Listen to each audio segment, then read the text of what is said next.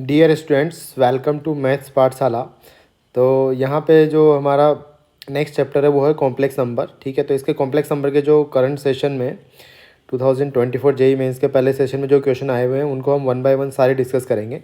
ठीक है, तो और इससे आपको फ़ायदा क्या होगा कि एक तो आपने जो गलती करी होगी वो आपको पता लग चल जानी है। ठीक है, और उसके अलावा जो कॉन्सेप्ट है तो कॉन्सेप्ट यहाँ पर ऑलमोस्ट सारे ही कंप्लीट हो जाते हैं। ठीक है, तो आपके रिवीजन के लिए अच्छा लेक्चर हो सकता है, तो ध्यान से देखिए। ठीक है, और अगर आपको क्वेश्चन आता है तो आप पेन और नोटबुक साथ में लेके बैठिए और सोल्व करिए मेरे साथ वीडियो को पॉज करके। ठीक है, चलो स्टार्ट करते हैं।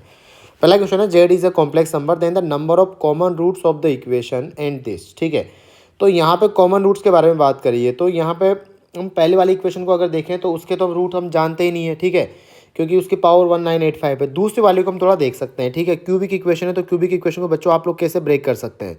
ठीक है, तो इसके अगर रूट सोचने हो तो हिट एंड ट्रायल से सोचते हैं। तो अगर आप ध्यान से देखेंगे तो यहाँ पे z इक्वस टू -1 फिट बैठ रहा है। ठीक है, तो एक रूट आ जाएगा बच्चों आपका z इक्वस टू -1, तो एक फैक्टर क्या हो जाएगा z+1। ठीक है, तो एक फैक्टर हो जाएगा आपका z+1 इज ए फैक्टर। तो अब आप इसको z+1 से डिवाइड करेंगे तो z+1 को डिवाइड करने का एक आपका तरीका हो सकता है, एक आप ऐसे भी इसको डिवाइड कर सकते हैं। देखो z+1 को लिख लो। ठीक है, अब जो एक्सप्रेशन आपको बनाना है उसको बनाओ। z³ बनाना है तो इसको मैं किससे मल्टीप्लाई करूँ, z² से। ठीक है, लेकिन साथ में जैसे आप z² बनाएंगे z³ बनाएंगे z² भी मिलेगा। वहाँ पे आपको कितना z² चाहिए 2, तो यहाँ पे आप इसको नेक्स्ट कैसे बनाएंगे 2z की हेल्प से बनाएंगे। ठीक है, फिर उसके बाद वहाँ पे आपको कितना z चाहिए बच्चों, देखो यहाँ पे कितना z आ जाएगा आपका। अच्छा 2z, एक सेकेंड, यहाँ पे 2z नहीं आया, किससे मल्टीप्लाई करेंगे z से। ठीक है, क्योंकि एक z² ऑलरेडी हमारे पास है। z कितना चाहिए 2, तो एक तो मिल चुका है, एक यहाँ से मिल जाएगा। ठीक है, तो ये देखो इसका फैक्टराइजेशन हो गया, तो कितना हो जाएगा, ये हो जाएगा z+1 इंटू z² + z+1।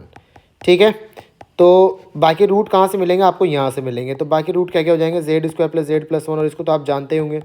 ठीक है, ये देता है z equals to omega and omega square. ये क्वाड्रेटिक फॉर्मूला से भी आप निकालेंगे तो ओमेगा और ओमेगा स्क्वायर आ जाएंगे।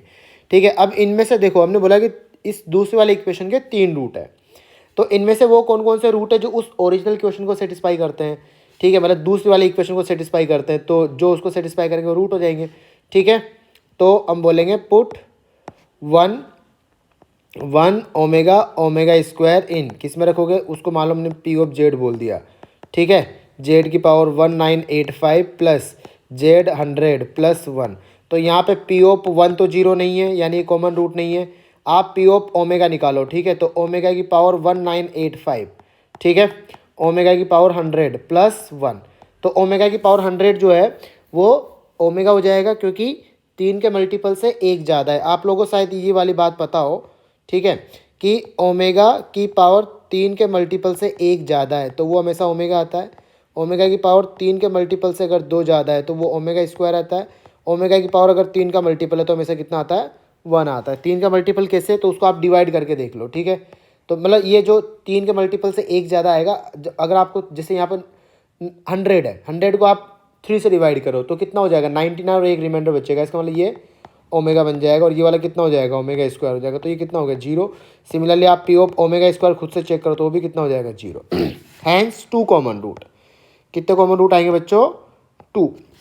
ठीक है, हैंस 2 कॉमन रूट, तो यहाँ पे हमारा आंसर कौन सा हो जाएगा, यहाँ पे अपना आंसर हो जाएगा बच्चों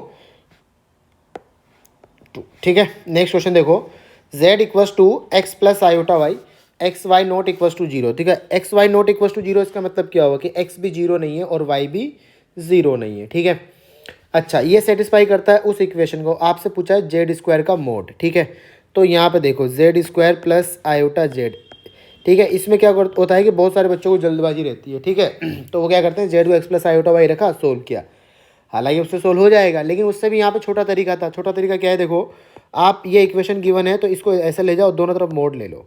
ठीक है, तो मोड ये हो जाएगा मोड z² का मोड, और ये कितना हो जाएगा बच्चों, ये आयोटा का मोड कितना हो जाएगा 1। ठीक है, या फिर इस पूरे नंबर का मोड जो हो जाएगा वो क्या हो जाएगा मोड z ही हो जाएगा, और क्या हो जाएगा mod z² equals to mod z। तो यहाँ से मोड z से आप मोड z कर सकते हो, कट कर सकते हो, क्योंकि मोड z आपका 0 नहीं है। ठीक है, तो मोड z इक्वस टू कितना आ जाएगा बच्चों 1 आ जाएगा, और हम जानते हैं कि इसका मतलब मोड z² क्या होता है, मोड z का स्क्वायर इक्वस टू 1, तो आंसर क्या हो जाएगा 2, मतलब ऑप्शन 2। ठीक है, अच्छा क्वेश्चन नंबर 3 में देखो, तो एक तरीका तो क्या है कि आप इक्वेशंस बनाओ, ठीक है। इसका लेंथी मेथड तो क्या हो सकता है कि अगर आप चाहो तो इसका लेंथी मेथड तो क्या हो जाएगा कि यहाँ पे z को क्या पुट कर दो बच्चों, x प्लस आयोटा वाई, ठीक है। फिर ये हो जाएगा x plus iota y minus iota equals to x plus iota y plus iota, ठीक है। फिर मोड पे स्क्वायर करके आप मॉडुलस लगा दो, ठीक है। तो यहाँ से आपको x y three equations in x and y, ठीक है। उन तीनों का पॉइंट ऑफ इंटरसेक्शन निकालना आपको क्लियर हो जाएगा, ठीक है। दूसरा, अब इसका शॉर्ट मेथड क्या हो सकता है, ठीक है। एक तो हो गया लॉन्ग मेथड, अब इसका देखते हैं शॉर्ट मेथड क्या हो सकता है। इसको आप अगर ज्योमेट्री से सोचें ना तो ये थोड़ा इजी हो सकता है, ठीक है। अगर आप इसको थोड़ा ज्योमेट्री से सोचें कि ये जो है z minus z one equals to mod z minus z two क्या रिप्रेजेंट करता है, ये रिप्रेजेंट करता है perpendicular bisector of Z1 and Z2, ठीक है। तो अब यहाँ पे देखो Z minus iota equals to z plus iota. Iota का मतलब बच्चों पॉइंट वाइज कौन सा होता है आपका, यहाँ पे ये मैंने कार्टेशियन प्लेन बना दिया, ठीक है। अब आयोटा वाला पॉइंट कौन सा हो जाएगा आपका, एक तो ये हो जाएगा 0,1 और नीचे आ जाएगा आपका 0,-1, ठीक है। सिमिलर तो यहाँ पे एक आपका परपेंडिकुलर बाइसेक्टर हो जाएगा ये वाला, ठीक है।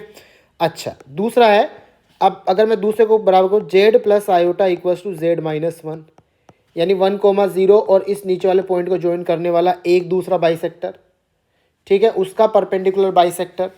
तो उसका परपेंडिकुलर बाइसेक्टर, बाइसिमेट्री कहाँ से आ जाएगा बच्चों, बाइसिमेट्री कहाँ से पास होगा, ओरिजिन से पास हो जाएगा, क्योंकि सारी चीज़ें यहाँ पे सिमेट्रिक है ना।